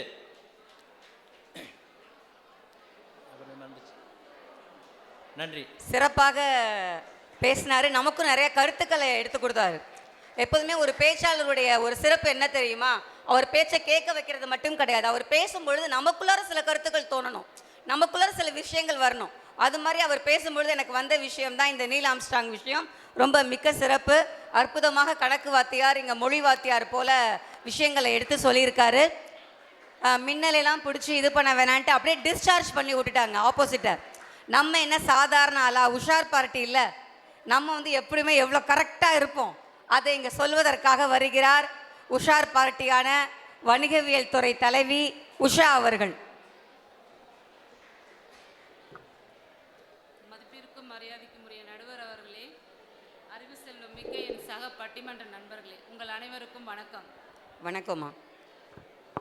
ராதாமாட்ட உன்னை கேட்குறேன், அம்மா நீங்கள் எங்கே பேச வந்திருக்கீங்க? வகுப்பறையில் நிகழ்ச்சிக்கா? அதை நீங்கள் தெரிஞ்சுக்கணும். இந்த நிகழ்ச்சிக்காக எங்களுக்காக தான் நீங்கள் பேச வந்திருக்கீங்க, எங்கள் இடத்துக்கு நீங்கள் பேச வந்திருக்கீங்க, வகுப்பறையில் பேச வரல. அதை நீங்கள் உணரணும். அடுத்து எங்கள் நண்பர் சொன்னார், மின்னலை பிடிச்சிட்டாங்க, ஆனால் அதை வச்சு ஒன்றுமே பண்ண முடியாதுன்னு சொல்கிறாரு. மின்னலை பிடிக்க தெரிஞ்ச எங்களுக்கு அதிலிருந்து எப்படி மின்சாரம் எடுக்கணும்னு தெரியாதா? அதை வச்சு எங்களால் எதையும் செய்ய முடியாதா? துணிஞ்சு மின்னலை பிடிச்சிட்டோம், அதுக்கு அடுத்த வழி என்னன்னு எங்களால் கண்டுபிடிக்க முடியாதா என்ன? அடுத்தது ராதாம்மா ஒன்று சொன்னாங்க, அவங்கள்ட்ட திரும்பி ஒன்று கேட்குறேன். அம்மா நீங்கள் ஹோட்டலுக்கு போனால் வெறும் சோறு மட்டும் கேட்பீங்களா? பிரியாணி கேட்டிங்கன்னா mutton biryani, chicken biryani, prawn biryani இதெல்லாம் கேட்குறீங்கல்ல, எனக்கு வெறும் சோறு மட்டும் போதுன்னு சொல்கிறீங்களா? இன்னைக்கு கூட ரகு கிட்ட எனக்கு ஃபிஷ் பிரியாணி கேட்டாங்க. அந்த மாதிரி பிரியாணி மாதிரி வெரைட்டியாக கொடுக்கறது தான் எங்களுடைய கலை நிகழ்ச்சிகள். ஸோ யார் இதெல்லாம் விரும்புவாங்க? பிரியாணி கொடுக்குறது விரும்புவாங்களா, வெறும் சோறு மட்டும் விரும்புவாங்களா? பிரியாணி. எங்கள் மாணவர்களே சொல்லிட்டாங்க. ஸோ இது மாதிரி இப்போ எங்கள் மாணவர்களுக்கு வகுப்பறையில் நீங்கள் 3 மணி நேரம் உட்கார வச்சு பாடம் சொல்லி கொடுத்தீங்கன்னா உட்கார மாட்டாங்க, எப்போ வெளியில் போகலான்னு காத்துட்டே இருப்பாங்க. இதுவே இன்றைக்கி கலை நிகழ்ச்சி, அதாவது இந்த ஃபங்க்ஷன் நடக்குது, எங்கள் மாணவர்கள் எங்கே வெளில போயிருக்காங்களான்னு பாருங்கள். எல்லாருமே இங்கே இருக்கிறாங்க. ஏன் எல்லாரும் இதே இடத்துல உட்காந்துருக்காங்க, எங்கேயுமே போகலை. அப்படியே போனாலும் திரும்பி வந்துடுறாங்க. ஆனால் கிளாஸ் ரூமில் வெளில போனால் திரும்பி நம்ம தேடிக்கிட்டு போகணும் அவனை கூப்பிட்டு வர்றதுக்கு. நம்ம மாணவர்களுக்கு சிறந்த பாராட்டு அவங்க சொன்ன விஷயத்தில். உண்மையாலுமே நம்ம சுரேஷ் சார் சொன்னார், இன்டர்வியூ போகணும் அப்படின்னு சொன்னால் தகுதி இருக்கிறவனுக்கு மட்டும்தான் வேலை கிடைக்குதுன்னு சொன்னார். சார் இன்டர்வியூக்கு போகிறவங்களே தகுதி உள்ளவங்க மட்டும்தான். ஒரு வேலைக்கு ஆள் எடுக்கிறதுக்கு 100 பேர் போகிறாங்க, அந்த 100 பேரும் தகுதியோடு தான் போகிறாங்க. ஒரு எக்ஸாம்பிளுக்கு சொல்கிறேன், ஒரு பிஇ மெக்கானிக்கல் முடித்த ஒரு கேண்டிடேட்டை அவங்க செலக்ட் பண்ணணும் அப்படின்னு சொன்னால் 100 கேண்டிடேட்டும் பிஇ மெக்கானிக்கல் முடித்தவன் தான் போகிறான். ஆனால் அந்த 100 பேருக்கும் வேலை கிடைக்கிறது இல்லை, யாரோ ஒருத்தருக்கு தான் கிடைக்கிது. அந்த ஒருத்தருக்கு எப்படி கிடைக்கிது? அவனுக்குள்ள திறமையை வச்சு, அந்த திறமை அவர் எப்படி கண்டுபிடிக்கிறார்? இது போன்ற சான்றிதழ், எக்ஸ்ட்ரா திறமை, அவன்கிட்ட எக்ஸ்ட்ரா ஸ்கில் இருக்கு, அந்த ஸ்கில்லை வச்சு தான் அவனை செலக்ட் பண்ணுறாங்க. அதை நீங்கள் புரிஞ்சுக்கணும். ஸோ 100 பேருக்கும் வேலை கிடைக்கிறது இல்லை. அடுத்தது ஒரு விஷயத்தை நான் இங்கே பதிவு பண்ண விரும்புகிறேன். நான் 10வது படிக்கும்போது எங்கள் ஸ்கூலில் நெய்வேலி ட்ரைனிங் காம்ப்ளெக்ஸில் எல்லா ஸ்கூல் ஸ்டூடெண்ட்ஸுக்கும் ஒரு எஸ்ஏ காம்படிஷன் வச்சாங்க. அப்போ எங்கள் ஸ்கூலுக்கும் அழைப்பு வந்தது. எங்கள் ஸ்கூல்லேருந்து 3 ஸ்டூடெண்ட் நேம் கொடுத்துருந்தாங்க. அந்த எஸ்ஏ நேம் என்னென்னு பார்த்தீங்க, டைட்டில் ஆயில் கன்சர்வேஷன் மெஷர்ஸ் அப்படின்ற டாபிக். அதில் 3 ஸ்டூடெண்ட் வந்து பேர் கொடுத்துருந்தாங்க. அடுத்த நாள் எஸ்ஏ காம்படிஷன். ஒரு ஸ்டூடெண்ட் வந்து வரல, 2 நாளாக ஸ்கூலுக்கு வரல. அப்போ வந்து என்ன பண்ணுறதுன்னு தெரியல. எங்கள் தமிழம்மா, அவங்க பேர் வந்து மருதாம்பர், அதை நான் இங்கே பதிவு பண்ணணும்னு விரும்புகிறேன். அவங்க வந்து என்னை கூப்பிட்டாங்க. என்னை கூப்பிட்டு உஷா நீ போய் அதில் கலந்துக்கோன்னு சொன்னாங்க. நான் அது வரைக்கும் எந்த ஒரு போட்டியிலையும் கலந்துக்கிட்டது கிடையாது. நான் ஆனால் எல்லாரையும் உற்சாகப்படுத்துவேன், எல்லாருக்கும் ஹெல்ப் பண்ணுவேன், நோட்ஸ் எல்லாம் எடுத்து கொடுப்பேன். ஆனால் நான் கலந்துக்க மாட்டேன். அப்போ என்னை கூப்பிட்டு சொன்னாங்க எங்கள் தமிழம்மா, நீ போய் கலந்துக்கோன்னு. அம்மா நாளைக்கு நடக்க போகிற போட்டியில் நான் எப்படி கலந்துக்கிறது, நான் எதுவுமே எனக்கு தெரியாது, நாங்கள் உனக்கு ஹெல்ப் பண்ணுறோம் அப்படின்னு சொன்னாங்க. ஸ்கூல் பீப்புள் லீடர்னு ஒரு ஸ்டூடெண்ட் இருந்தாங்க, எல்லா ஸ்கூல்லையும் இருப்பாங்க. அந்த ஸ்கூல் பீப்புள் லீடர் வந்து நல்லா படிக்கக்கூடிய ஸ்டூடெண்ட்டு, எல்லா திறமையும் இருக்குது. ஆனால் அந்த போட்டியில் கலந்துக்கிறதுக்கு பயம், போகலை. நாங்கள் சொன்னோம் உனக்கு எல்லா திறமையும் இருக்குது, நீ போனால். நான் போகலை, எனக்கு அங்கே போனால் என்னால் பண்ண முடியாதுன்னு சொன்னாங்க. நான் உனக்கு ஹெல்ப் பண்ணுறேன்னு அவங்களும் எனக்கு நோட்ஸ் கொடுத்தாங்க. என்னோடய உதவி தலைமை ஆசிரியரும் எனக்கு நோட்ஸ் கொடுத்தாரு. இதெல்லாம் வச்சு நான் அங்கே போன உடனே எல்லா ஸ்கூல் ஸ்டூடெண்ட்டும் வந்திருக்காங்க. எனக்கு என்ன பண்ணுறதுன்னு தெரியல. எனக்கு எங்கள் தமிழம்மா சொன்னாங்க, நீ போய் அட்டன் பண்ணு, நீ எதை பற்றியும் கவலைப்படாத, நீ முன்னால் முடிஞ்சதை மட்டும் செஞ்சுட்டு வா அப்படின்னு சொன்னாங்க. நானும் போனேன். ஒரு 5 பக்கம், ஏன்னா கட்டுரை வந்து படித்து மனப்பாடமாக எழுதணும். படிச்சுட்டு போனேன், மனப்பாடம் பண்ணேன். ஒரு 5 பக்கம் எழுதினேன். எழுதி முடிச்சுட்டு வந்துட்டேன். வந்து பயத்தோடு எங்கள் தமிழம்மாட்ட சொல்கிறேன், ஏதோ எழுதி கொடுத்துட்டு வந்துட்டேம்மா, எனக்கு பயமாக இருக்குன்னு. பரவாயில்ல, பரிசு வரலனாலும் பரவாயில்ல, நீ பதட்டப்படாத, அடுத்த போட்டி வந்துச்சுன்னா அதில் நீ ஜெயிக்கலாம் அப்படின்னு சொல்லி என்னை வந்து ஊக்கப்படுத்தினாங்க. நாங்கள் அது கண்டுக்கலை. அடுத்தது வந்து 2 நாள் கழித்து எங்கள் உதவி தலைமை ஆசிரியர் என்னை கூப்பிட்றாரு. உனக்கு ஏதோ ஒரு கிஃப்ட் வந்திருக்கு, ஒரு தலகாணி மாதிரி ஒரு கிஃப்ட் வந்திருக்கு அப்படின்னு சொல்கிறாரு. நான் அது அசம்பிளியில் டெய்லி ப்ரேயர் நடக்கும். டெய்லி ஏதாவது ஒரு ஸ்டூடெண்ட் வந்து திருக்குறள் சொல்லுவாங்க, இல்லை ஏதோ ஒன்று வாசிப்பாங்க, ஏதோ ஒரு ப்ரைஸ் வாங்குவாங்க. அப்போல்லாம் பார்த்து நான் அப்படியே ஏக்கமாக நிற்பேன். ஆனால் முயற்சி பண்ண மாட்டேன். ஐயோ நம்மலாம் இதுக்கெல்லாம் போகலையே அப்படின்னு நினைப்பேன் ஒவ்வொரு ஸ்டூடெண்ட்டும் வாங்கும்போது. அப்போ உதவி தலைமை ஆசிரியர் சொன்னார், உஷா உனக்கு ப்ரைஸ் வந்திருக்கு, அதை நாங்கள் ப்ரேயரில் கொடுக்குறோம், நீ வந்து முன்னாடி நில்லு அப்படின்னு சொல்கிறாங்க. அது வரைக்கும் அந்த மேடையில் விளையாடவும் போவோம், ஆனால் மேடை ஏறி ப்ரைஸ்லாம் வாங்கினதில்லை. அப்போது நான் எனக்கு ஒன்றும் புரியல, எதுக்காக சொல்கிறாங்க, ஏதோ ப்ரைஸ் வந்திருக்குன்றது மட்டும் தெரியும். நான் அங்கே நிற்கிறேன்.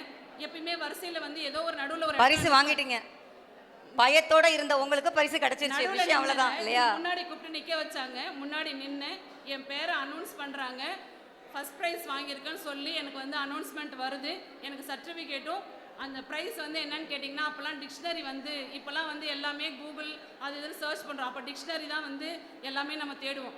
அந்த டிக்ஷனரி வந்து எனக்கு ப்ரைஸாக கிடச்சிது. ஒரு 50-60 பேர் கலந்துக்கிட்ட அந்த போட்டியில் எனக்கு வந்து ஃபஸ்ட் ப்ரைஸ் வந்திருக்கு. இதை நான் வந்து மேடை பேச்சுக்காக மேடம் பேசுகிறாங்க நீங்கள் நினைப்பீங்கன்னு தான் நான் அந்த சர்டிஃபிகேட்டையே தேடி கண்டுபிடிச்சி உங்களுக்காக நான் காமிக்கணும்னு நினைக்கிறேன். இது நான் 10ஆவதுல என் வாழ்க்கையில் முதலும் கடைசியுமா வாங்கின சர்டிஃபிகேட். ஸோ என்னுடைய திறமை எனக்கே தெரியல, எனக்குள்ளே இப்படி ஒரு திறமை இருந்துச்சு அப்படின்றது என்னை வெளியுலகு கொண்டு வந்தது என்னுடைய தமிழம்மா. அவங்க சொல்லலைன்னா எனக்கும் இப்படி ஒரு திறமை இருக்குன்றது எனக்கு தெரிஞ்சிருக்காது. ஸோ என்னுடைய திறமையை வெளிக்கொண்டு வந்தது அந்த மாதிரி போட்டிகள் தான். இன்றைக்கி என்னுடைய மாணவர்களுடைய திறமையை வெளிக்கொண்டு வந்தது இந்த உலக சாதனை நிகழ்வு அப்படின்றது இந்த மேடையில் உள்ள எங்கள் எதிரணி எல்லாருக்குமே தெரியும். அந்த தமிழம்மா மாதிரி இந்த தமிழம்மா இல்லை போல இருக்குமா? நடுவர் அவர்களே, இந்த வகுப்பறை அப்படின்றது என்னென்னா ஒரு வைஃபை மாதிரி ஒரு குறிப்பிட்ட அளவில் மட்டும்தான் இருக்கும். ஆனால் எங்களுடைய இந்த சாதனை நிகழ்வு அப்படிங்கிறது என்னென்னா மொபைல் டேட்டா மாதிரி எங்கே போனாலும் கனெக்ட் ஆகும். அடுத்தது எக்ஸாம் நம்பரில் சீட் நம்பரை தேடி போகிற மாணவன் தான் இந்த மாதிரி உலக சாதனை புக்கு ஹிஸ்ட்ரி புக்கில் பேஜ் நம்பராக இருக்கிறான். இதுக்கெல்லாம் வந்து இந்த மாதிரி நிகழ்வுகள் தான் வந்து சாத்தியப்படுது அப்படின்றத சொல்கிறேன். இறுதியாக ஒன்று சொல்லிக்கிறேன், எதிர்காலத்தை செதுக்குவது வகுப்பறை சுவர்கள் மட்டுமல்ல, இது போன்ற சாதனை நிகழ்வுகளே என்று கூறி என்னுடைய உரையை முடித்துக் கொள்கிறேன். நன்றி, வணக்கம். உஷான்னு சொல்கிறப்பே சொன்னேன் இல்லையா, அவங்க உஷாருன்னு பார்த்தீங்களா? அவங்க சர்டிஃபிகேட்டோட வந்திருக்காங்க. அப்போ எந்த அளவுக்கு முன்னெச்சரிக்கையோடு இருக்காங்கன்னு பாருங்கள். இங்கே பாருங்கள், இவ்வளோ ஜூம் பண்ணுங்கப்பா. இது உண்மையான சர்டிஃபிகேட்டு தான் அப்படின்ட்டு அவங்க நிரூபிச்சிருக்காங்க. மிக்க மகிழ்ச்சி. உங்களுக்கு மீண்டும் ஒரு முறை நாங்களும் இங்கே பாராட்டை தெரிவித்துக் கொள்கின்றோம். வாழ்த்துக்கள். அந்த தமிழம்மா வகுப்புல வந்து இலக்கணம் சொல்லிக் கொடுப்பது மட்டுமல்லாமல் இலக்கியம் சொல்லிக் கொடுப்பது மட்டும் நிறுத்திவிடாமல் அவர்களை அழைத்து இந்த கட்டுரை போட்டியில் கலந்து கொள், உனக்கு பரிசு கிடைக்குமோ கிடைக்காதோ அதை பற்றி கவலை இல்லை, நீ பங்கேற்பதே சிறந்தது என்று ஊக்குவித்திருக்கிறார்கள். அந்த ஊக்குவிப்பிற்கு கிடைத்த வெகுமதி தான் அவர்கள் கையில் இருக்கக்கூடிய சான்றிதழ். இத்தனை வருஷம் ஆனாலும் அவர்கள் மறக்க முடியாத அந்த அனுபவம். வாழ்க்கையில் மிகப்பெரிய விஷயமே அனுபவம் தான். இந்த நாளை நம்ம கடந்து போயிடுவோம், இந்த நொடியை நம்ம கடந்து போயிடுவோம். ஆனால் இந்த அனுபவத்தை நம்மளால் கடந்து போக முடியாது. என்றைக்குமே நம்மளுடைய நினைவில் இருப்பது அனுபவம். அந்த அனுபவத்தை வைத்து இன்று அவர்கள் பேசியிருக்கிறார்கள். ஆதலால் வகுப்பறை பாடங்களை காட்டிலும் இது போன்ற நிகழ்வுகள் தான் இன்று என்னை இங்கே வந்து அமர வைத்திருக்கிறது என்று அற்புதமாக சொன்னார். அவர் சொன்னபோது ஒரு விஷயமும் சிந்திக்க தோன்றியது. ரைட்டு தான், ஒரு வேலைக்கு போகிறவங்க எல்லாருமே டிகிரி முடித்தவங்கள தான் இருப்பாங்க. இவர்கள் சொன்ன போன்று அந்த காகிதத்தை இருக்கக்கூடிய சான்றிதழ் அது வைத்திருக்கக்கூடியவர்களை மட்டும்தான் நாங்கள் அழைக்க முடியும். ஆனால் அதில் தேர்வாகக்கூடியது எதை வைத்து? சான்றிதழ். நம்ம கிராஜுவேட்னு சொன்னாங்க இல்லையா ஆரம்பத்தில் ராதாம்மா, அந்த கிராஜுவேட்டாக இருக்கக்கூடியவர்களை தான் அங்கே இன்டர்வியூக்கு கூப்பிடுவாங்க, நேர்காணலுக்கு கூப்பிடுவாங்க. அதோடு அது முடிஞ்சு போச்சு. ஆனால் அந்த நேர்காணலில் எதிர்த்து அவர்கள் கேட்கக்கூடிய கேள்விகளுக்கு சிறப்பாக பதில் சொல்லி அங்கே முன்னுக்கு வரக்கூடியது எது அப்படின்னா அவருடைய தன்னம்பிக்கையும் அவர் இதுவரை வாழ்க்கையில் அனுபவித்திருந்த அந்த பாடத்தின் வழியாக கற்றுக்கொண்ட அந்த பாடங்களும் தான் அவரை அந்த நேர்காணலில் சிறப்படைய செய்யும் என்பதை ரொம்ப அற்புதமாக எடுத்து சொன்னாங்க. சிறப்பான விஷயம். இப்பொழுது நேரமின்மையின் காரணமாக நேராக தீர்ப்புக்கு சென்று விடலாம். இல்லை என்றால் அணி தலைவர்கள் ஓரிரு நிமிடங்கள் பேச வேண்டியிருக்கும். நேரமின்மையின் காரணமாக உங்கள் அனுமதியுடன் நேரடியாக தீர்ப்பிற்கு சென்று விடுவோம். இந்த 6 நபர்களுமே உங்களுக்கு அறுவையாக இருந்தார்களா அல்லது அறுசுவை படைத்தார்களா என்பதை உங்களுடைய கரகோஷம் இப்பொழுது காட்டி கொடுக்கும் என்று எண்ணுகின்றேன். ஒரு 4 சுவை இருக்கிறது உங்களுடைய கரகோஷத்தில், 4 சுவை இருக்கிறது. அதனால் நம்ம இவர்கள் பேசிய கருத்துக்களை வைத்து ஒரு முடிவுக்கு வருவோம்.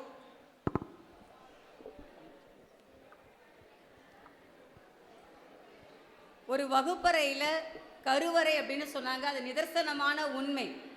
எப்படி ஒரு 10 மாதங்கள் கருவறையில் இருந்து அந்த குழந்தை வெளியே வருகின்ற போது நார்மல் டெலிவரின்றப்போ ஆரோக்கியமாக அந்த குழந்தை வெளிவருகிறதோ அது போன்ற வகுப்பறையில் இருந்து ஒழுக்கத்தையும் சிறப்பான பாடத்தையும் கற்றுக்கொள்வது.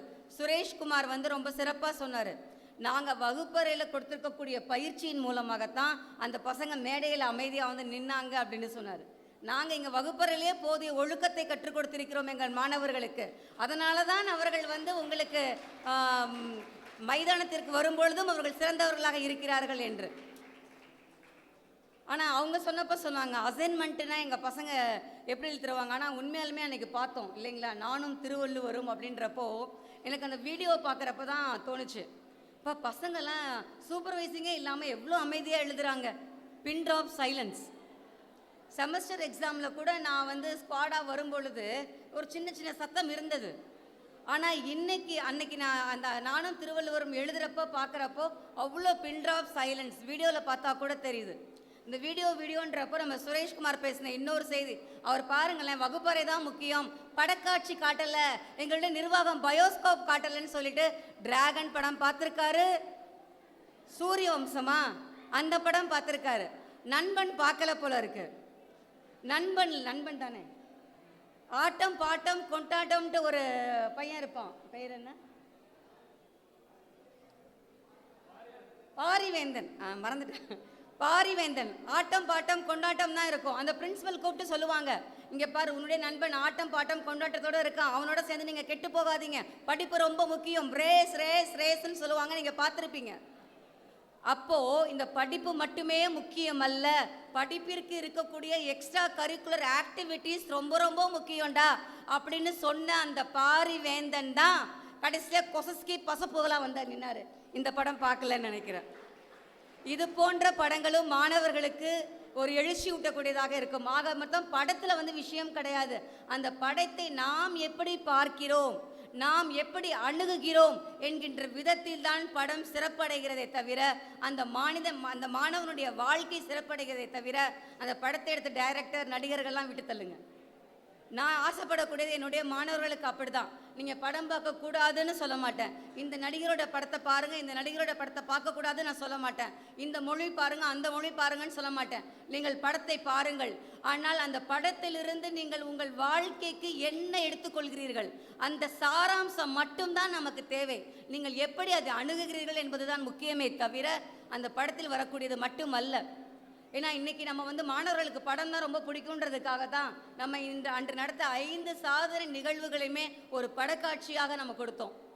மாணவர்கள் பாட்டை கேட்டு விரும்புகிறாங்க. அவங்க சொன்னாங்க ஸ்கூல் டேஸ்ன்னு. எனக்கும் ஸ்கூல் டேஸ் நினைவுக்கு வந்துச்சு. நான் 10வது படிக்கிறப்போ ஒரு மனப்பாட பகுதி 10 மார்க், அதுக்கு குனித்த புருவமும் படிச்சிருப்பீங்க எனக்குமா, என் வயசில் இருக்கக்கூடியவங்களாம் இல்லையா? குனித்த புருவமும் அந்த பாட்டு மனப்பாடம் பண்ணி பண்ணி பண்ணி படித்து 10 மார்க் வாங்கினோம். ஆனால் தளபதினு ஒரு படம் வந்துச்சு, அந்த சோபனா அம்மா பாடிட்டு வந்தாங்க குனித்த புருவம்னு பாட்டு. அவன் அந்த பாட்டை கேட்டு 10 மார்க் வாங்கிட்டாங்க. அந்த 10 மார்க்குன்னு இல்லை, 2 மார்க்ஸ் 5 மார்க்ஸ் எல்லாமே வாங்கிட்டாங்க. அப்போ ஒரு பாடல் மனிதர்களுடைய மனசில் எந்த அளவுக்கு போய் உட்காருது அப்படின்றத நான் அன்னைக்கு கற்றுக்கிட்டேன். அதன் விளைவாகத்தான் இன்னைக்கு நம்மளுடைய சாதனையை வெறும் படக்காட்சியாக மட்டுமல்ல, படத்தொகுப்பு காட்சியாக, ஒரு வீடியோவாக நீங்கள் செய்திருக்கக்கூடிய செயல்பாடுகளை, அது சாதனைன்னு அவர்கள் சொல்லியிருக்கிறார்கள். என்னை பொறுத்தவரை அது செயல்பாடு. நம் சாதனை என்பது உங்களை பெற்ற உங்களுடைய பெற்றோர்கள் ஈன்ற பொழுதினும் பெரிதுவக்கும் தன் மகனை சான்றோன்னு என கேட்ட தாய் என்கின்ற சொல்லுவார்களே, அதுபோல உங்கள் பெற்றோர்கள் உங்களை பெற்றதற்காக மகிழ்கிறார்கள் என்றால், இந்த பையன் என் கல்லூரியில் படித்தவர், இந்த பெண் என் கல்லூரியில் படித்தவள் என்று அவர்களுக்காக ஒரு நிர்வாகம் சிறப்படைகிறது என்றால், அங்கு நீங்கள் சாதனையாளராக ஜெயித்திருக்கிறீர்கள். அப்படிப்பட்ட சாதனையாளராக என் மாணவ செல்வங்கள் வர வேண்டும் என்பதற்காகத்தான் வகுப்பறை பாடங்களையும் நாங்கள் சீராக வைத்திருக்கிறோம். இது போன்ற நிகழ்வுகளையும் வகுப்பறையில் நீங்கள் கற்றுக்கொள்ள பாடத்தை போலவே சீராக கொடுக்கின்றோம். எந்த இடத்துல கலை நிகழ்ச்சி இவ்வளோ அமைதியாக அற்புதமாக நடந்திருக்கு யோசிச்சு பாருங்கள். சாலமன் பாப்பையா பட்டிமன்றத்தில் கூட இவ்வளோ அமைதி இருக்காது, இவ்வளோ சலசலப்போட தான் இருக்கும். ஆனால் இன்னைக்கு என் மாணவர்களுக்காக என்னுடைய பாராட்டை நான் தெரிவித்துக் கொள்கின்றேன். இப்படிப்பட்ட மாணவர்கள் ஒரு மிகப்பெரிய எடுத்துக்காட்டு. வகுப்பறையில் மட்டுமல்ல, நாங்கள் வெளியிலும் சாதிப்போம் என்பதற்காக. இங்கே வகுப்பறை முக்கியமா, வெளியிலே முக்கியமா அல்ல. மாணவர்களுடைய, ஆசிரியர் பெருமக்களுடைய, முதல்வருடைய, நிர்வாகத்தினுடைய, பெற்றோர்களுடைய அந்த மனப்பாங்கு தான் ரொம்ப ரொம்ப முக்கியம். நீங்கள் எப்படி நினைக்கிறீர்கள்? உங்களுக்கு வகுப்பறை தான் முக்கியம் நீங்கள் நினச்சிட்டிங்கன்னா புத்தக புழுவாக வகுப்பறைக்குள்ளாரே இருப்பீங்க. ஆனால் உங்களுடைய மனம் அவர்கள் சொன்னது போல சிறகடித்து பறக்க செல்ல வேண்டும் என்றால், அந்த சிறகடித்து பறப்பதிலையும் ஒரு ஒழுக்கத்துடன் பறப்பீர்கள். பட்டம் அழகாக பறக்கிறது இல்லைங்களா? சுதந்திரமாக பறக்கிறதா? மாணவர்களிடம் உங்களிடம் ஒரு கேள்வி, பட்டம் சுதந்திரமாக பறக்கிறதா? பட்டத்திற்கு சுதந்திரம் இருக்கிறதா? உங்களுக்கு சுதந்திரம் இருக்கிறதா? இல்லை. பட்டம் அழகாக விண்ணில் பறக்கிறது, அதற்கு சுதந்திரம் இல்லை என்று நீங்கள் கூறுகிறீர்கள். எங்களை பொறுத்தவரை மாணவர்களும் அழகாக சிறகடித்து பறக்கிறார்கள், ஆனால் சுதந்திரம் இல்லை என்று நீங்கள் கூறுவது எப்படி இருக்கிறது என்றால், பட்டத்திற்கு சுதந்திரம் இல்லை என்று கூறுவது போல. பட்டத்திற்கான சுதந்திரமே எதில் இருக்கிறது என்றால் அந்த நூலில்தான். அந்த நூலை கையில் வைத்திருக்கக்கூடியவர் அழகாக சுண்டி சுண்டி இழுக்கின்றார் அல்லவா? அந்த ஒரு சுண்டி இழுக்கக்கூடியதில், அந்த கயிறை கட்டுப்படுத்துவதில் தான் அந்த பட்டம் அழகாக பறக்கிறது. அதுபோல உங்களை உங்களுடைய ஆசிரியர்கள், உங்களுடைய துறை தலைவர்கள், உங்களுடைய முதல்வர், உங்களுடைய நிர்வாகம் அந்த பட்டத்தின் நூலினை போல அவ்வப்போது சுண்டி இழுப்பது உங்களை கட்டுப்படுத்துவதற்காக அல்ல. நீங்கள் உலகில் அழகாக பட்டம் போல் சிறகடித்து பறக்க வேண்டும் என்பதற்காகத்தான். இப்ப சொல்லுங்க, பட்டம் சிறகடித்து அழகாக பறக்கிறதா, சுதந்திரத்துடன் பறக்கிறதா இல்லையா? நூலில் இருப்பது ஒழுக்கம், புரிகிறதா? நூலில் இருக்கிறது ஒழுக்கம், கட்டுப்பாடு. அதை நாங்கள் கற்றுத்தந்து விட்டால் நீங்கள் நிச்சயமாக பட்டம் போல் சிறகடித்து பறப்பீர்கள். என்ன இந்த பிள்ளைங்க இழுக்க இழுக்க வரமாட்டேங்குதுன்னு அருந்துட்டு போனால் அந்த பட்டம் அப்படியே பறந்து போய் எங்கே விழுன்னு தெரியாது. ஒரு குட்டையில் விழலாம், ஒரு சாக்கடையில் விழலாம், ஒரு குளத்தில் விழலாம், ஒரு குப்பையில் விழலாம், ஏன் கோபுரத்தின் மேலே கூட போய் விழலாம். அது அந்த பட்டம் செல்லக்கூடிய காற்றின் திசையை பொறுத்திருக்கிறது. ஆக வானத்தில் எப்படி அழகாக ஒரு பட்டம் சிறப்பதற்கு அந்த நூலிலே சுண்டி இழுக்கக்கூடிய நபர் காரணமாக இருக்கிறாரோ, அதுபோல இந்த மாணவர்களுடைய வாழ்க்கை சிறப்பாக இந்த மாணவர்கள் மட்டுமே அல்ல, உலகத்தில் எந்த ஒரு மாணவராக இருந்தாலும், பள்ளி மாணவனாக இருந்தாலும் சரி, கல்லூரி மாணவனாக இருந்தாலும் சரி, அவனுடைய வாழ்க்கை சிறக்க வேண்டும் என்றால் பெற்றோர்களுக்கு அடுத்தபடியாக சிறப்பாக செயல்பட வேண்டிய இரட்டை இரண்டாவது பெற்றோர்களாக இருப்பது ஆசிரியர்கள் தான், ஆசிரியர்கள் தான், ஆசிரியர்கள் தான். அந்த ஆசிரியர்கள் வகுப்பறையில் மட்டுமல்ல, அந்த வகுப்பறையில் அவர்கள் போதிருக்கக்கூடிய செயல்கள் மைதானத்திலும் அவர்களை சாதிக்க வைக்கும். நம் மைதானத்திலும் நம்மளுடைய மாணவர்கள் சாதித்தது போல வகுப்பறையிலும் வெளிப்புற உலகிலும் சாதித்துக்கூடிய மாணவர்கள் போல நிச்சயம் அனைத்து மாணவர்களும் சாதிக்க வேண்டும் என்றால் இது போன்ற நிகழ்வுகள் அந்த மாணவர்களுக்கும் தேவையாக இருக்கும். ஏன்னா வந்தப்போ சொன்னாங்க, இந்த கல்லூரிக்கு நான் வந்த புதுசில் சொன்னாங்க, பசங்கள்லாம் அமைதியாக இருக்க மாட்டாங்க மேடம், பசங்கள்லாம் பொறுமையாக இருக்க மாட்டாங்க மேடம், ஆடல் பாடல் நிகழ்ச்சினா சந்தோஷமாக இருப்பாங்க மேடம். ஆனால் எனக்கு உண்மையாலுமே மாணவர்களை உங்களை பார்த்து நான் இன்று மிகவும் பெருமைப்படுகின்றேன். பாருங்கள் என் அருமை மாணவ செல்வங்களை, எவ்வளவு அழகாக அற்புதமாக திருக்குறளை ஒப்புவிக்கிறார்கள், கதைகள் எழுதுகிறார்கள், கட்டுரைகள் எழுதுகிறார்கள், ஓவியம் வரைகிறார்கள். அந்த நானும் திருவள்ளுவரும் வீடியோ பாருங்க, அப்படி உட்காந்து ஒரு தவம் மாதிரி அந்த பிள்ளைகள் அமர்ந்து அழகா ஓவியம் தீட்டுறாங்க, அழகா எழுதுறாங்க. நிச்சயம் உங்களுடைய படைப்பாற்றலை இந்த உலகம் கண்டு வியக்கும். அதற்கான நிகழ்வுதான் இது. ஆகையால் வகுப்பறை சோறு போல இருந்தாலும் அதற்கு ருசியை சேர்ப்பதற்கு, அந்த சாப்பாட்டை நாம் ஆசையுடன் உண்பதற்கு, அந்த உணவு நம்மளுக்கு உடம்பிலே சென்று சத்தாக மாறுவதற்கு, அதை நம்மளை ஆரோக்கியப்படுத்துவதற்கு ஒரு விருப்பமான உணவாக, ஒரு சத்தான உணவாக இருப்பது நிகழ்வுகளும் என்று கூறி இந்த வாய்ப்பளித்த நிர்வாகத்திற்கு நன்றி கூறி விடைபெறுகின்றேன். நன்றி, வணக்கம். எனது அருமை மாணவ செல்வங்கள், வள்ளுவத்தை போற்றுங்கள், நம் வாழ்க்கையை ஒழுக்கத்துடன் வாழ்வோம், சிறந்த முறையில் நம் சாதனை மனிதர்களாக நாம் திகழ்கின்றோம் என்பதை இந்த உலகம் பறைசாற்றும். நன்றி, வணக்கம்.